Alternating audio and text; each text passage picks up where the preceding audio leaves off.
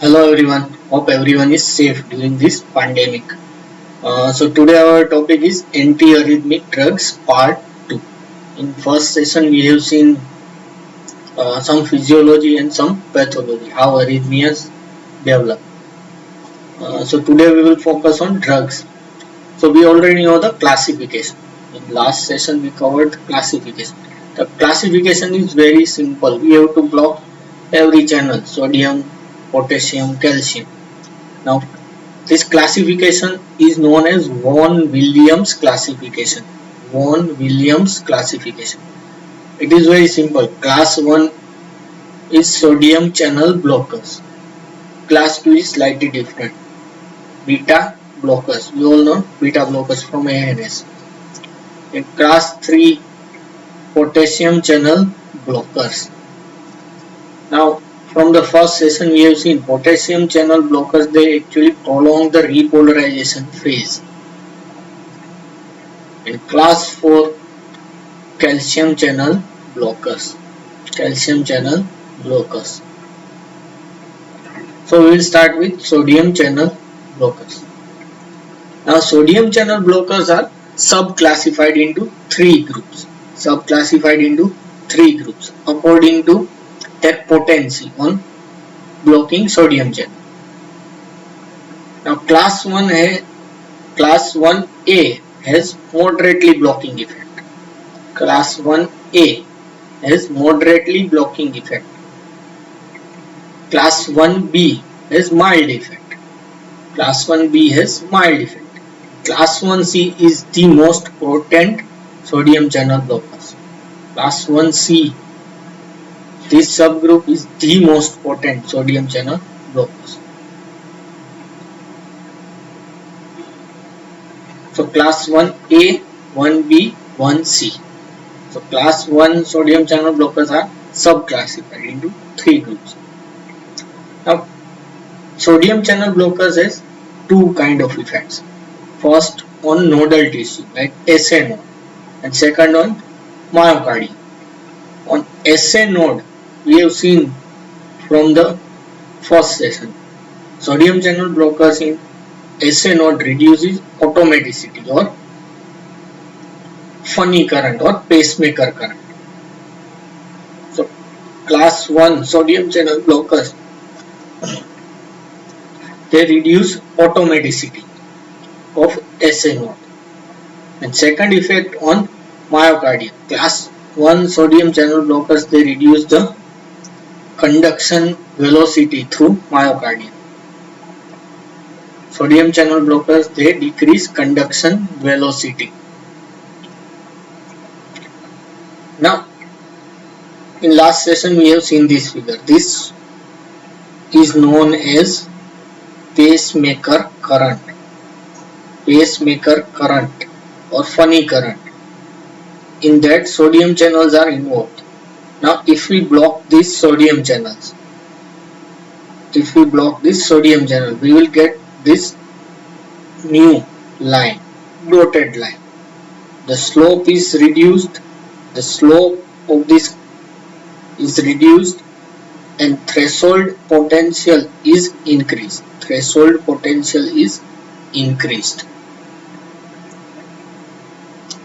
So ultimately automaticity or pacemaker potential is reduced.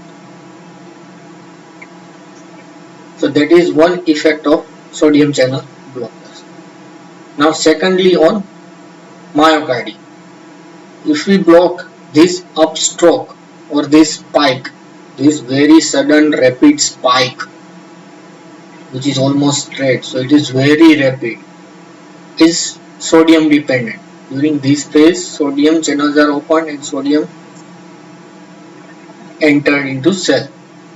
So if we block this sodium channel, what will happen?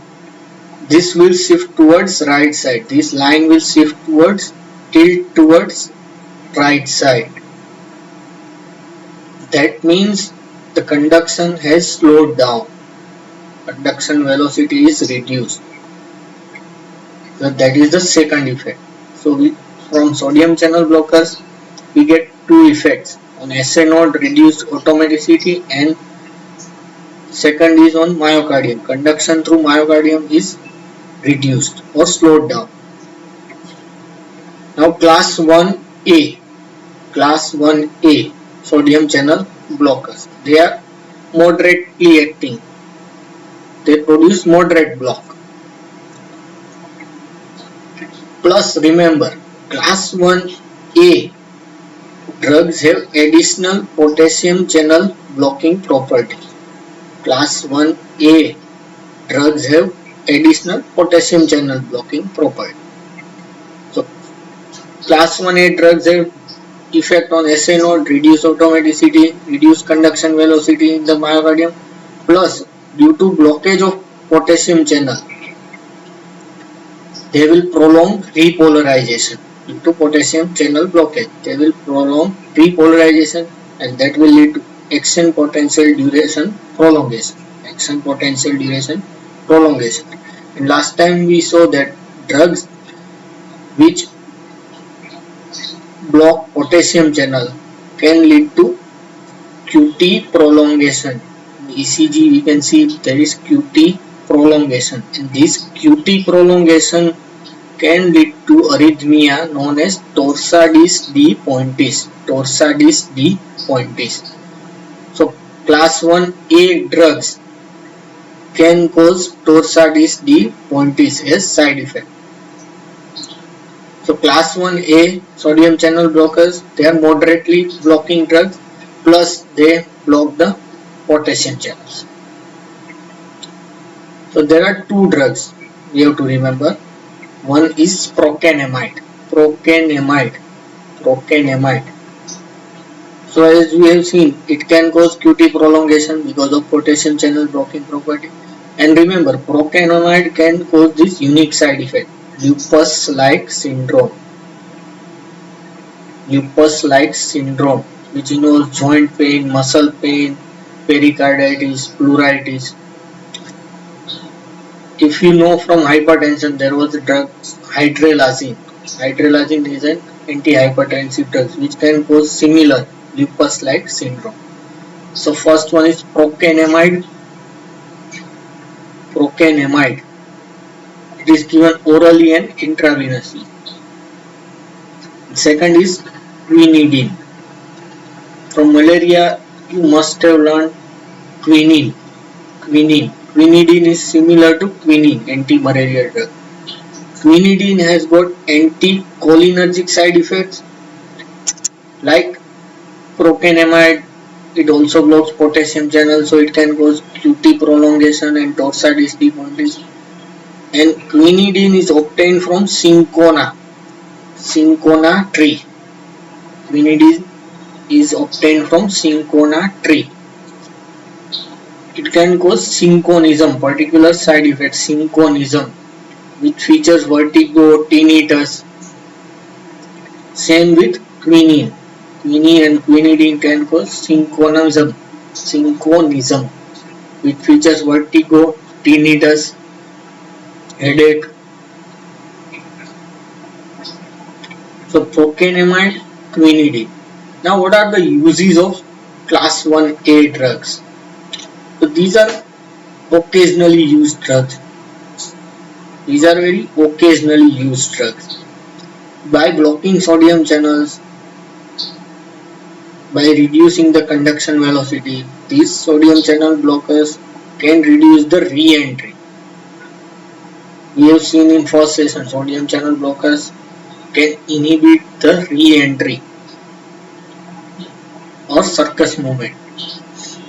But still, these drugs are very occasionally used for treating very serious ventricular arrhythmias, very serious ventricular tachyarrhythmias, and also conversion of atrial fibrillation into normal rhythm.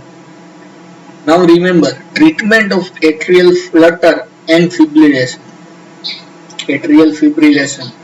or flutter requires two things. First, priority is to control the ventricular rate. In atrial flutter or fibrillation, atria is beating at very rapid rate, suppose 300, and ventricles will be beating at 150. So our first aim is to reduce the ventricular rate. After that we can make the rhythm normal sinus rhythm by giving sodium channel blockers or potassium channel. But first we have to control the ventricular rate. For that we have to give beta blockers or calcium channel blockers. So priority in treatment of atrial fibrillation or flutter is first we have to control the ventricular rate by giving beta blockers or calcium channel blockers which slow down the AV nerve. Then we can give drugs which maintain normal sinus rhythm like sodium channel blockers or potassium channel. So class 1A sodium channel blockers, procainamide and quinidine. Now class 1B. These drugs are mildly blocking drugs. They very rapidly dissociate from sodium channel. So effect is very mild in nature.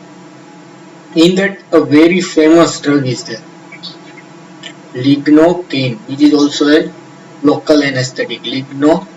Lidocaine or lignocaine. So fast dissociation from sodium channels. It produces mild block. Now lignocaine is very important because it is used to treat serious ventricular tachyarrhythmias in emergency. It is a very important drug for emergency treatment of serious ventricular tachyarrhythmia. It is given intravenously. Lignocaine. Lignocaine side effects is unique. Lignocaine is neurotoxic. Neurotoxicity, which features confusion, drowsiness, can lead to convulsions.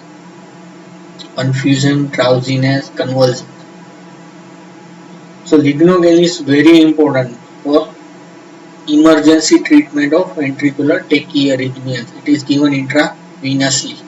But remember, lignocaine is not useful for atrial arrhythmias like atrial flutter fibrillation. So remember, lignocaine is not used in treatment of atrial arrhythmia because it is ineffective. And in this group, another drug is mexiletine. Class 1B has two drugs, lignocaine. Second one is mexiletine. So class 1A, class 1B, and now class 1C, which is the most potent because it has got very slow dissociation from channel. So effect is very potent. In that there are two drugs, propafenone and flecainide. Now these are the most potent sodium channel blockers, propafenone, flecainide. So they produce marked depressive effect on cardiac function. There is severe depression of cardiac function. So these drugs are very dangerous because they itself can cause various arrhythmia. They are pro-arrhythmic.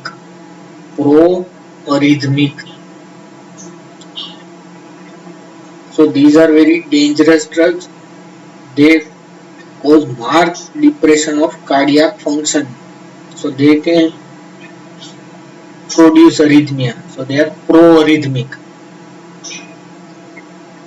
So they are reserved drugs for treating serious ventricular arrhythmias. Second, maintaining sinus rhythm in atrial fibrillation. But even for this purpose, nowadays potassium channel blockers are used. Sodium channel blockers like class 1C are reserved drugs.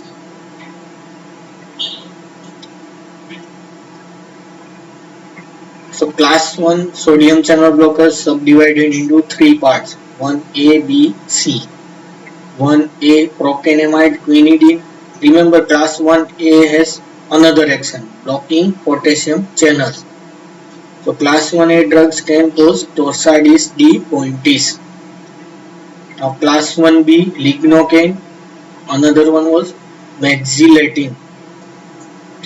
Class 1C propafenone flecainide. Now remember, class 1C are the most potent and they are pro-arrhythmia. They can induce the arrhythmia. So we have class 1 sodium channel blockers 1A, 1B, 1C. Now we will go towards beta blockers. We all know some beta blockers from ANS. Now beta receptors are of three types: beta 1, 2 and 3. Beta 1 is predominantly in heart. So class 2 are beta blockers. Now beta 1 receptor in heart. The stimulation of this beta 1 receptor or sympathetic stimulation, as we say, increases SA node automaticity. Beta 1 stimulation causes increase in SA node automaticity and also faster AV conduction. So beta 1 stimulation has two effects. SA node automaticity is increased and AV conduction gets faster. So from this, if we block beta receptors, we can have two effects. Automaticity of SA node is reduced, also AV conduction is reduced or slowed down. Now beta blockers are classified in two parts. Non-selective, they block both beta 1 and beta 2 receptor, like propranolol. Another one is timolol. Timolol is used in glaucoma. Propranolol is commonly used in arrhythmia. Non-selective beta blockers.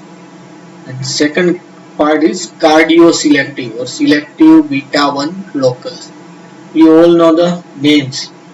Cardioselective beta blockers or selective beta 1 blockers. There are very famous drugs out there: atenolol, acebutolol, bisoprolol, celiprolol.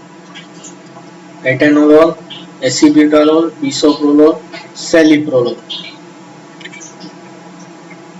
Metoprolol is another famous one. Then ismolol and nebivolol. Now ismolol is the shortest acting because it is rapidly metabolized by esterase enzyme, E4 esterase. Remember like that, ismolol esterase. Ismolol is very rapidly metabolized by esterase enzyme, so it is very shortest acting drug among all these. So tentatively remember that the beta blockers starting from A to N are cardioselective. More or less A to N are cardioselective. Beta blockers starting after N, like propranolol, timolol, are non-selective. So this is just general idea of beta blockers, non-selective and cardioselective.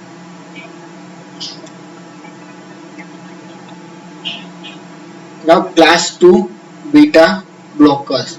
We know the effects. SA node automaticity is reduced and AV conduction is slowed.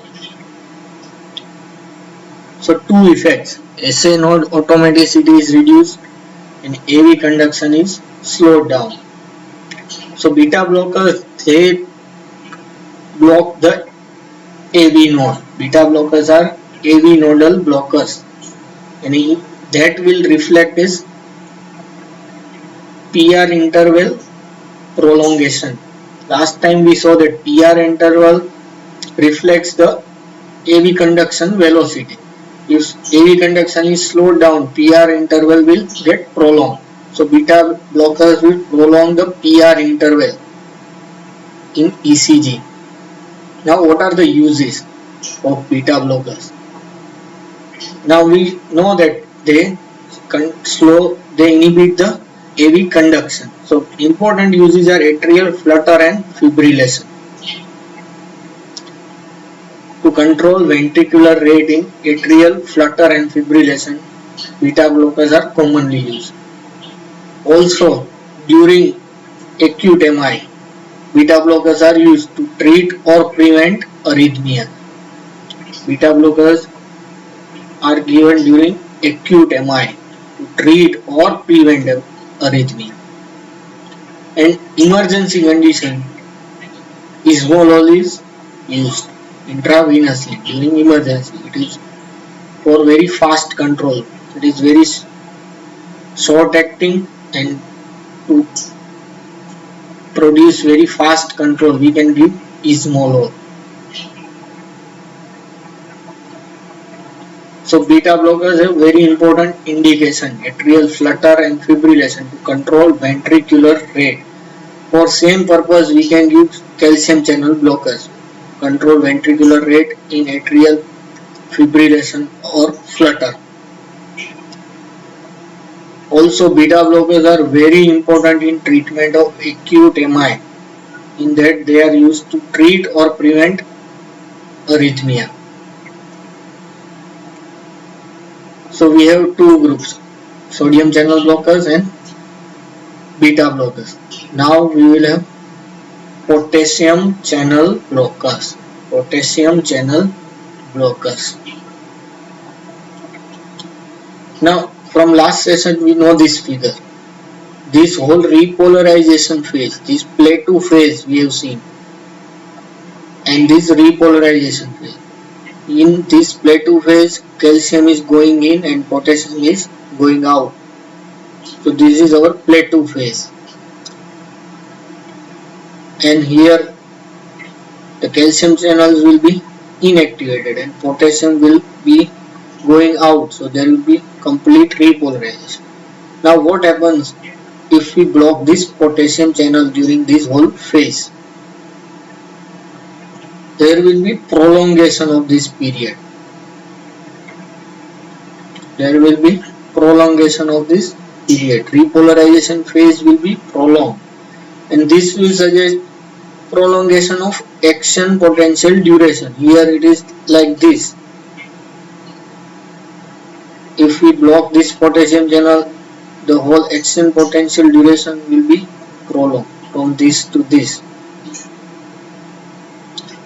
and this will reflect as increased in effective refractory period. Refractory period will be also prolonged. So effect of potassium channel blockers: prolongation of repolarization, prolongation of action potential duration, and prolongation of refractory period. So this is the effect of potassium channel blockers. Now potassium channel blockers, they prolong repolarization, they prolong action potential duration, prolong refractory period. In this very important, in this group, very important drug is amiodarone. Amiodarone. Second is dofetilide and sotalol. So LOL, so it is also a beta blocker, sotalol. It has dual action, beta blocker plus potassium channel blocking effect. But most important is amiodarone. So these drugs increase the refractory period, and we saw from the last session, blocking the potassium channel prolong repolarization, and ultimately they can lead to QT prolongation in ECG. We can see QT prolongation in ECG, and if this continues, it can culminate into this arrhythmia known as torsades de pointes. Torsades de pointes, which is a very serious kind of arrhythmia, and this torsades de pointes is treated by giving magnesium. Torsades de pointes is treated by giving magnesium, and second drug is isoprenaline. Torsades de pointes is treated by giving magnesium, and second drug is isoprenaline. So remember, all potassium channel blockers can cause QT prolongation, and that can lead to torsades de pointes.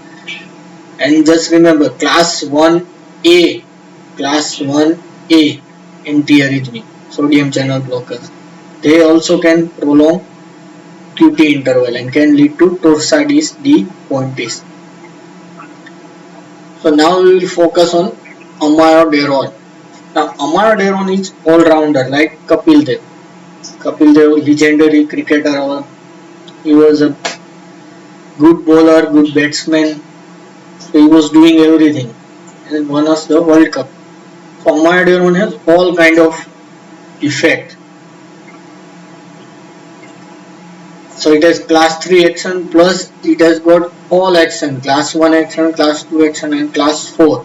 Class 3 potassium channel blocking effect is there, plus amiodarone has sodium channel blocking effect plus beta blocking effect and calcium channel blocking effect. So amiodarone is unique. It has got all the effects.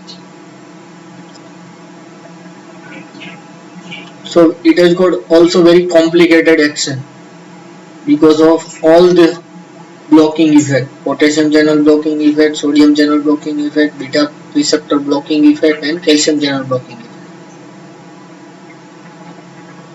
And amiodarone has some very important indications, and nowadays amiodarone is very commonly used to terminate ventricular tachycardia or fibrillation, serious ventricular tachyarrhythmias. In that, amiodarone is given intravenously and also maintain sinus rhythm in atrial fibrillation or flutter. Instead of class 1 antiarrhythmic, for this purpose nowadays amiodarone is preferred. Acute termination of ventricular tachycardia or fibrillation. For that it is given intravenously, and for maintaining sinus rhythm in atrial flutter or fibrillation it is given orally. So amiodarone is very important. It is an all-rounder. It has got all the action, class 1, 2, 3, 4, all actions. Now amiodarone has unique side effects, multitude of side effects and unique side effects. Now cardiac side effects we already know, QT prolongation, torsades de pointes. Also it can cause hypotension. Now unique non-cardiac side effect is pulmonary fibrosis. The most dangerous side effect of chronic amiodarone use is pulmonary fibrosis, which can lead to difficulty in breathing, and if not amiodarone is not stopped, it can be fatal. Pulmonary fibrosis. It happens on chronic use. Second is peripheral neuropathy, which can lead to tingling and numbness, itching, peripheral neuropathy. And photosensitivity, abnormal reaction in light, abnormal skin reaction in light, photosensitivity, and pigmentation of skin. This is another side effect. Also amiodarone can affect thyroid function in both ways, can lead to hypothyroidism and hyperthyroidism. It can cause hypothyroidism or hyperthyroidism. And last is corneal microdeposits. This is a benign side effect, it is not harmful. Corneal microdeposits. There are deposits in cornea of lacrimal gland, corneal microdeposits. But most dangerous is pulmonary fibrosis, which can be fatal. Pulmonary fibrosis. There are other drugs which can cause pulmonary fibrosis. Drug-induced pulmonary fibrosis. Bleomycin. Bleomycin is an anti-cancer drug. Another is busulfan. Busulfan is also an anti-cancer drug. Bleomycin, busulfan, all these drugs can cause pulmonary fibrosis. So these are the side effects of amiodarone. Now To conclude amiodarone, we have to remember 7 P's. Amiodarone blocks potassium channel, prolongs action potential duration, prolong repolarization. Plus remember amiodarone is all rounder, it has got all actions. Now side effects: prolonged QT interval, which can lead to torsades de pontis, pulmonary fibrosis, peripheral neuropathy, photosensitivity, pigmentation of skin. Also it can cause either hypo or hyperthyroidism and corneal microdeposits. So remember these important P's of amiodarone. So amiodarone is very important. It has important indication and it is an all-rounder. It has got all at class action, class 1, 2, 3, 4. So potassium channel blockers. So we have now sodium channel blockers, beta blockers, potassium channel blockers. Now class 4. As we know from angina, hypertension, calcium channel blockers, which are divided into two classes. Dihydropyridine derivatives like nifedipine, amlodipine, and second group is verapamil and diltiazem. For antiarrhythmic purpose, verapamil and diltiazem are used because they have predominant effects on heart also. Verapamil and diltiazem. Now, verapamil and diltiazem. Now, calcium dependent depolarization. Calcium dependent depolarization, we have seen in last session, occurs in nodal tissues. Calcium dependent depolarization. This upstroke in nodal tissue, SA node, AV node, is calcium dependent. Here calcium enters the cell. During this depolarization spike, calcium enters the cell through calcium channel. So if we block this calcium channel, this slope will be lower. So there will be slowness in rise of this action potential compared to this normal. If we block this calcium channel, this will be shifted or tilted. So there will be slowness, slow rise of action potential. So ultimately conduction velocity is reduced. So if it is an AV node, conduction through AV node is reduced when we give calcium channel blockers. So this is the main therapeutic effect of calcium channel blockers, verapamil and diltiazem. They block the conduction, they slow the conduction through AV node, which will be reflected in ECG's prolongation of PR interval, like beta blockers. Now remember, beta blockers and calcium channel, they both reduce or slow down conduction through AV node. So they have very important indication, calcium channel blockers. They are mainly used for supraventricular arrhythmia like flutter, fibrillation and PSVT. Now what are the side effects? They can reduce the heart rate. Also you can remember that calcium channel blockers are arterial dilators. They dilate arteries. So these drugs also can cause hypotension. So bradycardia and hypotension. These are the side effects.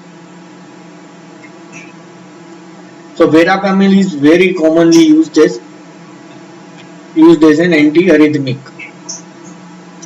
and it has got very important indication. First is PSVT, paroxysmal supraventricular tachycardia. In that, verapamil is given intravenously. PSVT is paroxysmal supraventricular tachycardia. PSVT is abrupt and brief condition, but to treat that we have to give some drug intravenously. You can't predict PSVT. When we have to treat PSVT, we have to give some intravenous drug like verapamil. Paroxysmal supraventricular tachycardia. In that, Verapamil is used as AV nodal blocker. It reduces the conduction through AV node. So paroxysmal supraventricular tachycardia. So pathology is above ventricle. Paroxysmal supraventricular tachycardia. Our idea is to reduce the AV conduction and control the ventricular rate. For that purpose, we can give Verapamil. Same way to treat atrial flutter or fibrillation. Calcium channel blockers are used to reduce the ventricular rate in atrial flutter and fibrillation. So CCBs have important use for supraventricular arrhythmias like PSVT, atrial flutter or fibrillation.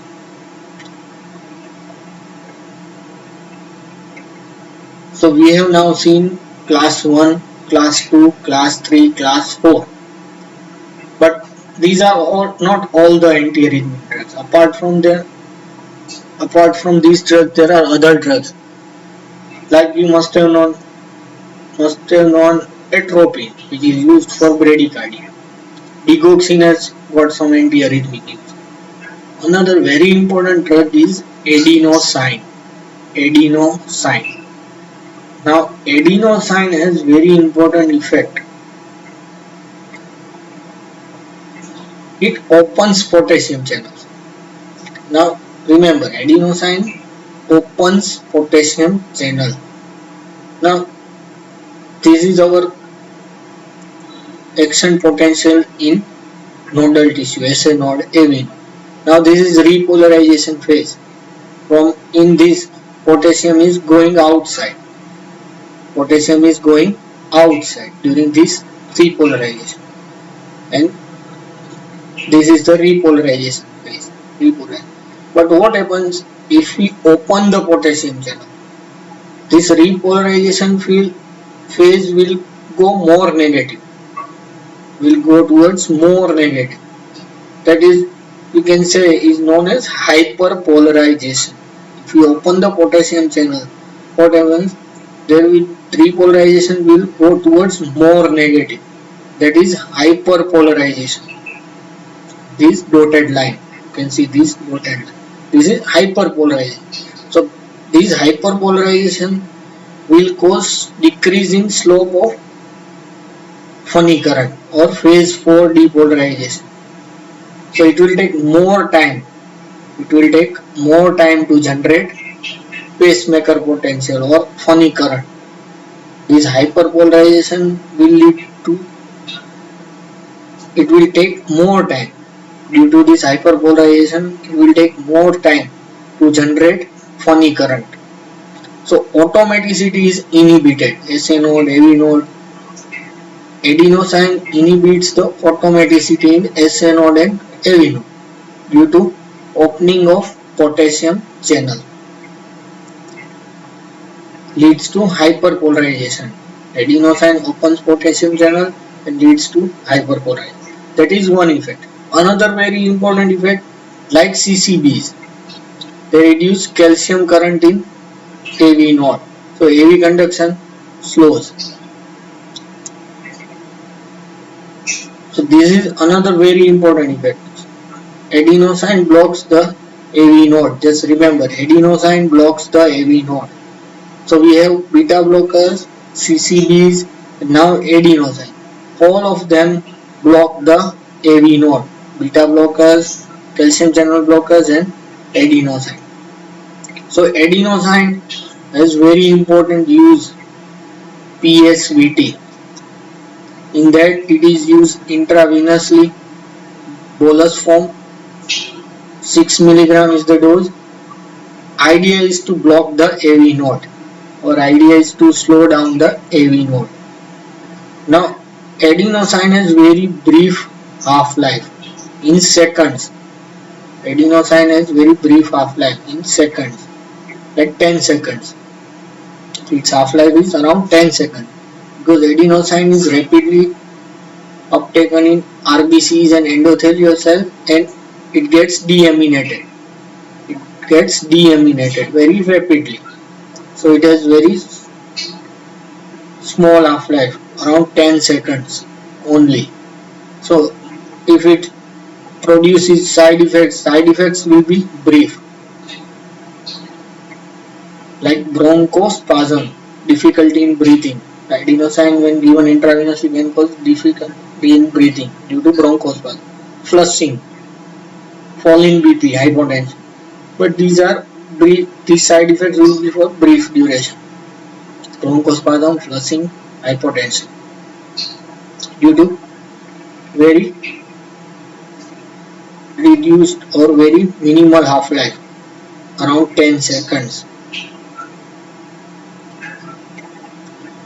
So we have now seen class 1, 2, 3, 4 adenosine, then digoxin is there, then atropine is there. Now we can see AV nodal blockers. Just remember ABCD. A is adenosine, B we know beta blockers, C is calcium channel blockers, D is digoxin. Remember digoxin also slows down AV nodal conduction. So adenosine, beta blockers and CCBs and digoxin. These are AV nodal blockers. Adenosine, beta blockers, CCBs and digoxin. So we have learned some antiarrhythmic drugs, class 1, 2, 3, 4. Class 1 is subdivided into 3 parts, 1A, 1B, 1C. 1A is procainamide, quinidine. 1B, lignocaine and maxiletine. 1C is propafenone and flecainide. Class 2 beta blockers, non-selective and selective. We already know. Class 3 potassium channel blockers. In that very important is amiodarone, dofetilide. Sotalol belongs to both class 2 and 3. Amiodarone we all know, all-rounder. Amiodarone blocks all, class 1, 2, 3, 4.